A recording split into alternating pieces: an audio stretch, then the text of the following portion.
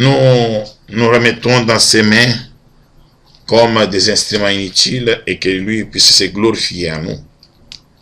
May God use us as his vessels. May his glory be manifested.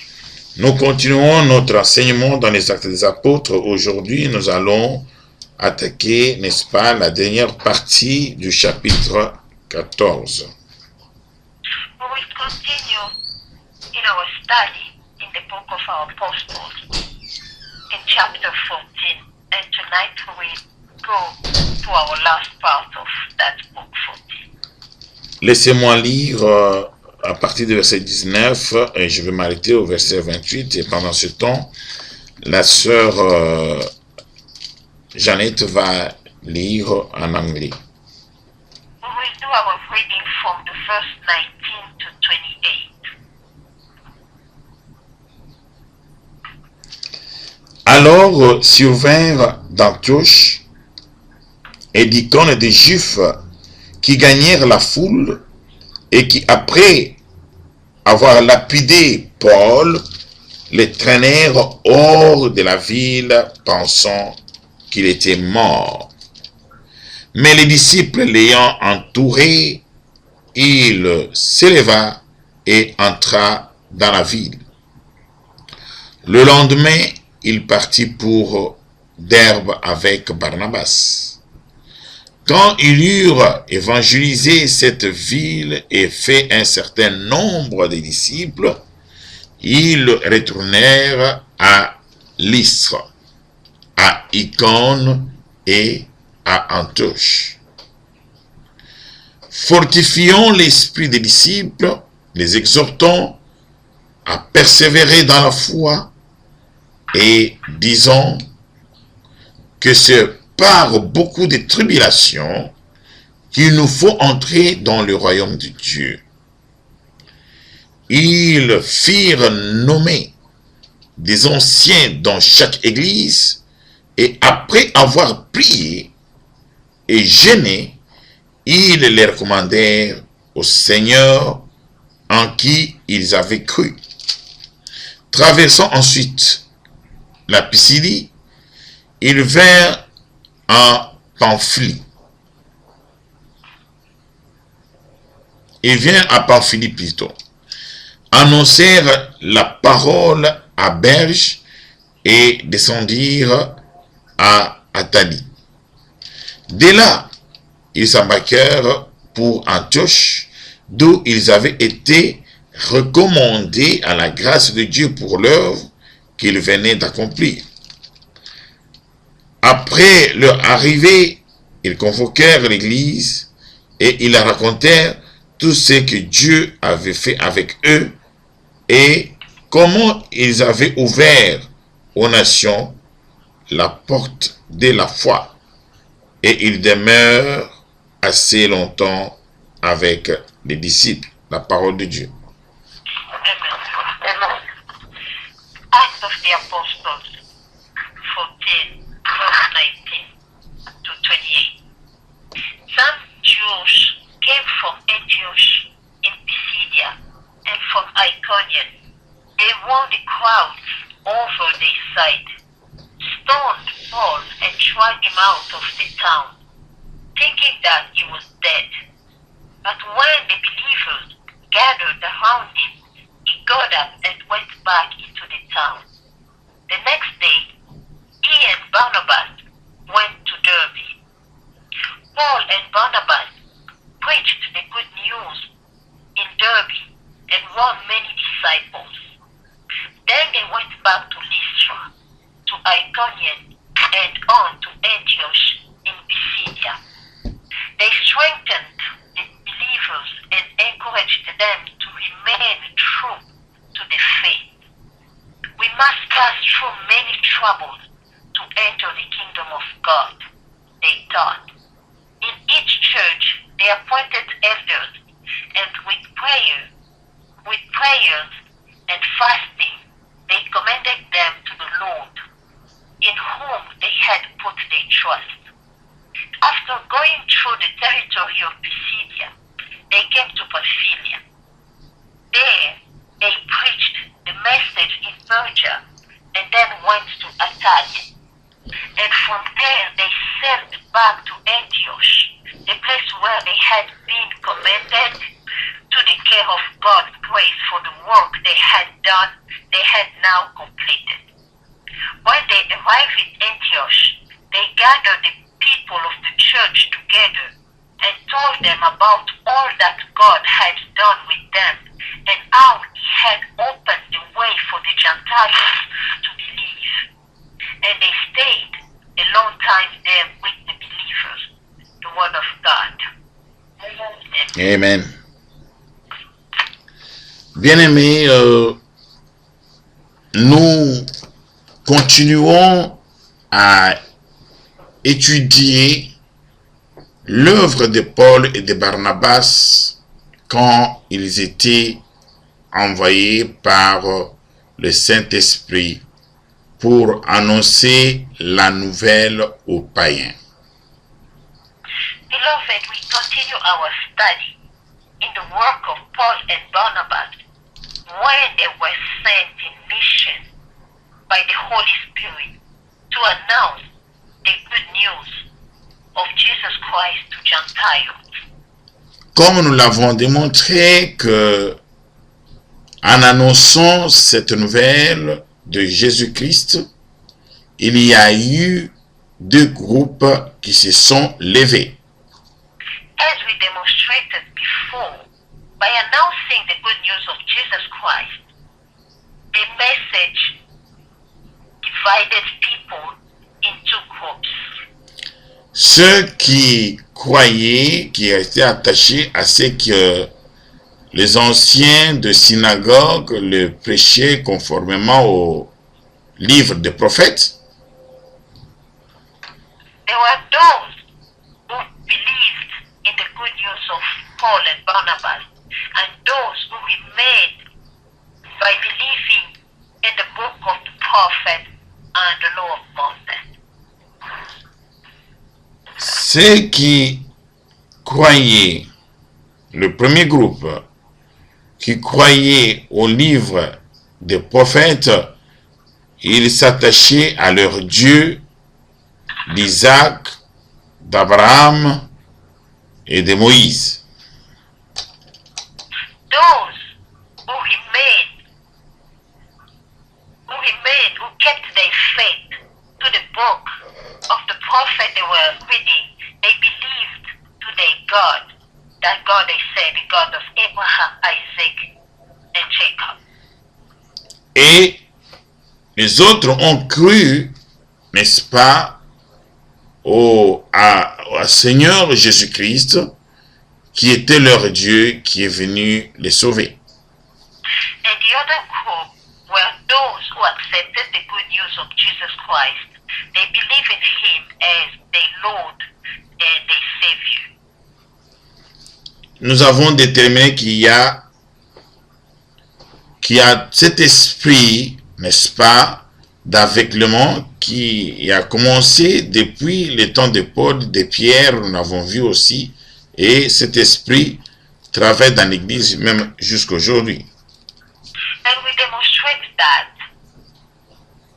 spirit of blindness since the time of Paul is still in the church of Jesus Christ today.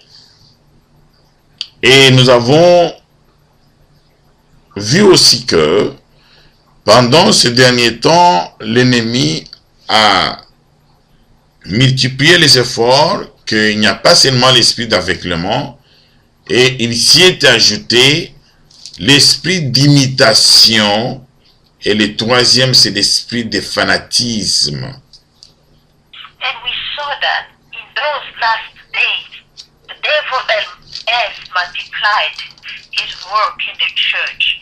There is not only the spirit of blindness, but there is the spirit of blindness, limitation, and even the spirit of followers in the church of Jesus Christ. Ces trois esprits, ils travaillent pour le même but. Those same three spirits, they work for the same objective. le seul objectif de mettre le peuple de Dieu dans la distraction pour qu'il ne puisse pas accéder à l'information capitale, au message de langue, qui est le message qui pourra les amener au saut de l'esprit. Those spirits work only to keep the people in the church under their bandage, so the people will stay ignorant to the good news of Jesus Christ. So people will stay away from the life of sanctification until the second coming of Jesus Christ. Et revenons à Paul, nous avons vu que cet esprit est allé plus loin qu'ils ont voulu tuer Paul. And when we went back to the time of Paul, we saw that those spirits comploted among people, so they tried to kill Paul. Et nous voyons cela au verset 19. Effectivement, ils ont lapidé. Ils ont même pris, l'ont jeté hors de la ville, croyant qu'il était déjà mort. As we can saw in verse 19, they stoned him and dragged him out of the town. They were thinking that he was dead. Et nous voyons que quand Paul s'est levé, quand les apôtres sont venus, certains disciples sont venus les contourner, je vais bien expliciter ça, c'était les gens à qui Paul avait donné la parole et qui ont cru aux paroles du message de Jésus-Christ et qui sont venus entourer Paul. And when the believers came together around Paul, those believers were those people who accepted and believed in the word of God. They believe in the good news of Jesus Christ. When they came together around Paul, and Paul got up and went back to the town. Bien-aimés, quelque chose d'extraordinaire. Nous avons vu que quand Paul s'est levé, Paul n'a pas dit « Ah bon, je pense que il faut que j'arrête ». Mais cela a beaucoup plus encouragé encore Paul pour aller dans d'autres villes pour annoncer la parole. Beloved, this is so amazing. Being stoned, had been in trouble, didn't put Paul back. This didn't stop him to become strong in announcing the good news of Jesus Christ. He was more stronger than before. Et au verset 21, la parole nous dit, quand ils eurent évangélisé, je vais remonter un peu vers le verset 20, le lendemain, il partit pour Derbe avec Barnabas. Quand ils eurent évangélisé cette ville et fait un certain nombre de disciples, et je m'arrête là. As we can see, he was stronger. On verse 20 and 21, the word of God said, but when the believers gathered around him, he got up and went back into town. The next day, he and Barnabas went to Derbe. Paul and Barnabas preached the good news in Derbe and won many disciples in that city. Vous savez que nous avons toujours dit que nous ne faisons pas des chrétiens, nous faisons des disciples. Beloved, we always say that we do not make Christians, but we are making disciples of Jesus Christ. Peut-être les gens peuvent se demander, mais d'où est-ce qu'ils tirent cette manière de voir les choses? Maybe some among us can say, where am I getting those from? Effectivement, c'est conformément, n'est-ce pas, à la manière de travailler des apôtres. This is based to the same way a disciple was working. Nous voyons, on dit que Paul faisait des disciples. Jésus-Christ avait fait aussi des disciples. You can see that Paul was warning disciples. Jesus Christ made disciples also. Et nous avons à définir le mot disciple, c'est une acquisition, n'est-ce pas, des connaissances, et à son tour, après savoir servir avec ces connaissances, on peut aussi les transmettre aux autres. If we can define the word disciples, this means after we gain some knowledge and we can translate those knowledge to others also. Nous ne sommes pas seulement allés dans l'église s'asseoir, écouter la parole de Dieu sortir, sans pouvoir travailler avec la parole que nous recevons. This doesn't mean when we go to church and we get some knowledge, we do not have to keep those knowledge for ourselves. We have to transmit them to other people also. Sinon, vous n'êtes pas disciple. Or we will not be disciples of Jesus Christ.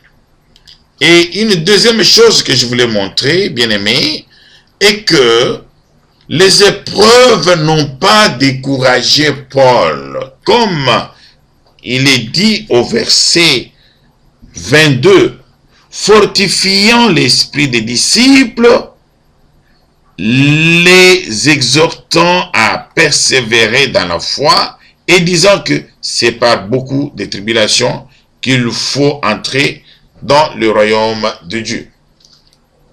Beloved, as we can see, troubles or persecution did not discourage Paul. On verse 22, the word of God says, they strengthened the believers and encouraged them to remain true to the faith. You must pass through many troubles to enter the kingdom of God. That was the message. De nos temps, les gens aiment bien être pressés avec leur langage. Si surtout quelque chose ne va pas, c'est une raison pour, n'est-ce pas, stopper tout ce qu'on faisait. Beloved, most of the time people would like to receive glory by their language. If something does not work, they always stop right away. Non, vous voyez, peut-être c'est pas la volonté de Dieu. Il faut changer ça. And most of the time they say this is not the will of God. Maybe we need to change. Bien-aimés, nous devons savoir que nous devons passer par les tribulations. Nous devons passer par, n'est-ce pas, des épreuves. Beloved, we need to know that we have to go through trouble. We have to know trials in our life. Sinon, la parole ne déclarait pas que le royaume des cieux appartient aux violents. Since the word of God says that the kingdom of God belongs to those who are violent. Venir comme ça chaque jour, comme nous venons à 0 heure, priant, écoutant la parole, ce n'est pas facile. Beloved, coming together every single day to pray at night time is not easy. C'est une situation difficile à laquelle nous devons passer. This is a situation that is difficult that we have to go through. Des fois, tu te sens fatigué et tu vois peut-être que la journée s'est mal passée et l'ennemi te dit, oh, tu sais quoi, écoutez, aujourd'hui là, tu dois te reposer, c'est pas normal, prier tous les jours. Est-ce qu'on ne pouvait pas choisir quelques jours seulement? And you know, sometimes it's not easy. Maybe your day wasn't an easy day, and the devil always sometimes try to keep you down, say, okay, you know what, today you can take a break, it's only a day. Et nous devons savoir que les épreuves viendront car le royaume de Dieu s'arrachera. Beloved, we need to know that troubles and trials will come in our life because we need to stay strong and remain faithful to be part of the kingdom of God. Les gens aiment faire ce qui est facile. People always like the easy life. Mais si les gens aiment seulement ce qui est facile, donc les gens n'hériteront pas le royaume des cieux. If we only like what is easy, we will not inherit the kingdom of God. Parce que la parole de Dieu déclare, c'est par beaucoup de tribulations que nous allons hériter le royaume des cieux. Since the word of God says, only by trial that we will inherit the kingdom of heaven. Malgré que ils ont voulu le tuer, mais cela ne l'a pas arrêté, il a compris, cela a encore encouragé davantage. Even though they tried to kill him, but this didn't put him down, but he was more stronger than before to continue spreading the word of Jesus Christ. Et bien aimé, nous allons passer au verset 23. Je les lis. Ils firent nommer des anciens dans chaque église, et après avoir prié et jeûné, ils les recommandèrent au Seigneur en qui ils avaient cru.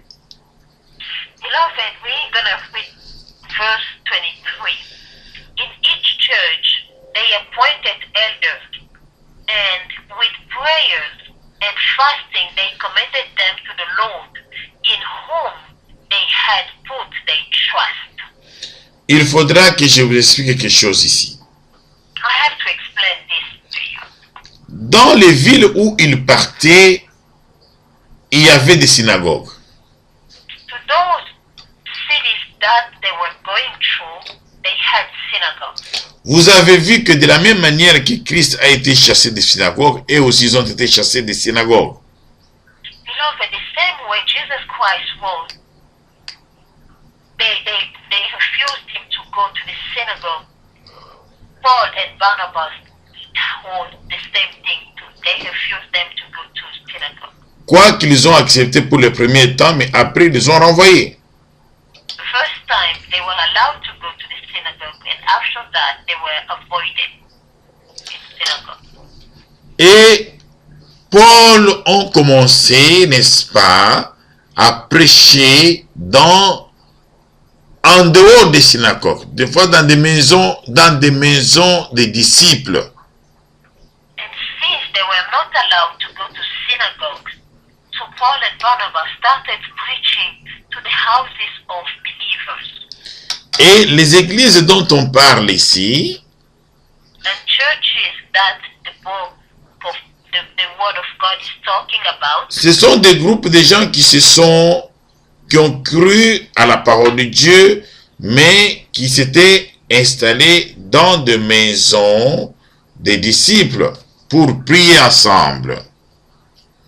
churches are only groups of people that have believed to the word of God, and they were gathering to the houses of disciples, of believers, sorry. Et on montre ici que Paul et Barnabas ont jeté les premiers fondements en installant, n'est-ce pas, en nommant des anciens qui devaient être les gens qui devaient conduire ces églises. Beloved, the word of God shows that Paul and Barnabas was the first to appoint elders in those churches. Et nous avons vu que ils les ont installés en priant pour les recommander à qui? À Dieu, le Seigneur Jésus-Christ, en qui ils avaient cru. And we saw that to appoint those elders, they had to pray and fasting. They commended them to the Lord in whom they had put their trust. Et c'est très important que quand on commence une œuvre, que à un certain moment, il faut que les anciens puissent être installés. Beloved, this is very important when there is the work of God, when there is any ministry of God, we have to appoint the elders for those ministries. Et je vais terminer par ici pour rester dans les temps. Et nous devons expliquer qui est-ce qu'on appelle ancien. And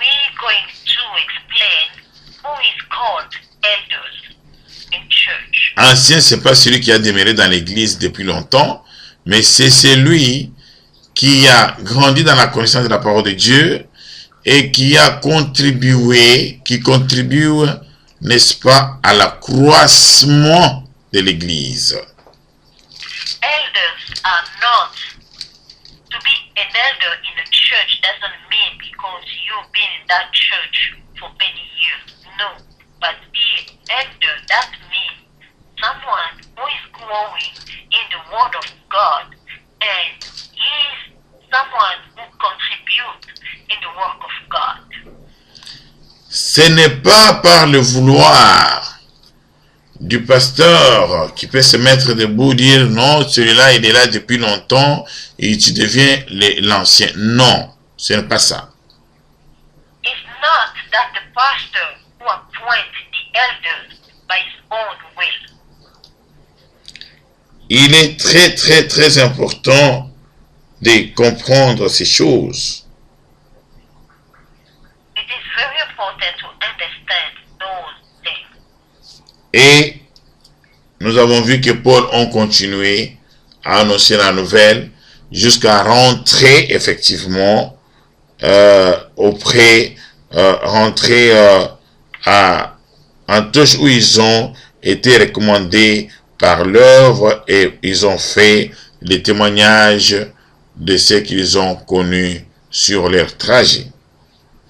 And we saw even they had a lot of trouble, but Paul and Barnabas continue to spread the word of God, the good news of Jesus Christ, until they went back to the Antioch where they had been in mission, and they explained to them everything that God has done during their journey. Et partout là, Paul avait déjà installé des églises. And in all those cities they went through, Paul installed churches.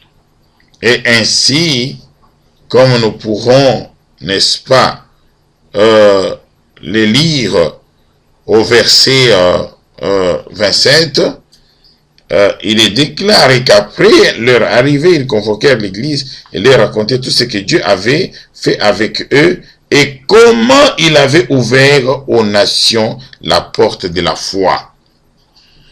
As we can see it in verse 27, when they arrived in Antioch, they gathered the people of the church together and told them about all that God had done with them and how he had opened the way for the Gentiles to believe.